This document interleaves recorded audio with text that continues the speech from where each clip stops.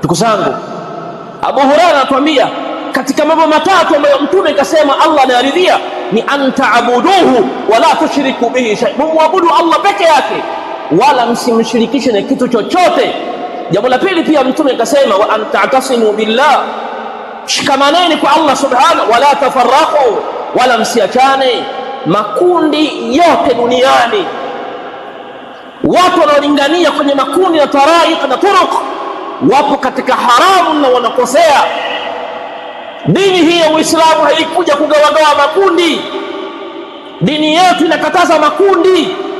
Mtume akifufuka leo hii atakuwa tarika gani? Atakuwa ni tablighi? Atakuwa ni tarika ya Qadiria?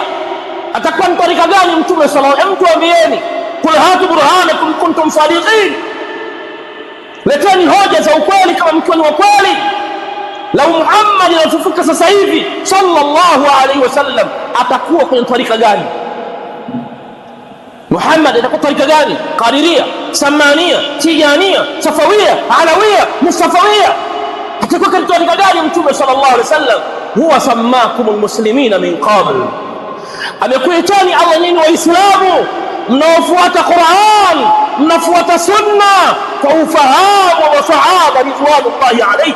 Huu ndio Uislamu aliouacha Mtume sallallahu alaihi wasallam, na ndio alikuwa anawaambia masahaba zake, alaikum bil atiq al awwal, shikamaneni na watu wa mwanzo, masahaba wale, alaikum bi sunnati wa sunnati al khulafa'i ar-rashidin. Mtume hakuwa tarika hata moja, hakuwa Kadiria, hakuwa Samania, hakuwa Safawia, hakuwa Mustafawia, hakuwa Tijania, hakuwa Safadia. Kana musliman haqqan, alikuwa ni Muislamu wa kweli anayemwabudu Mola wake peke yake. Kwa hiyo kila wanaowalingania watu kwenye firaq, wanaowalingania watu kwenye turuq, wanaowalingania watu kwenye ahzab, wapo katika haram, wanamkosea Allah subhanahu wa ta'ala. Mola hakutaka watu wawe makundi.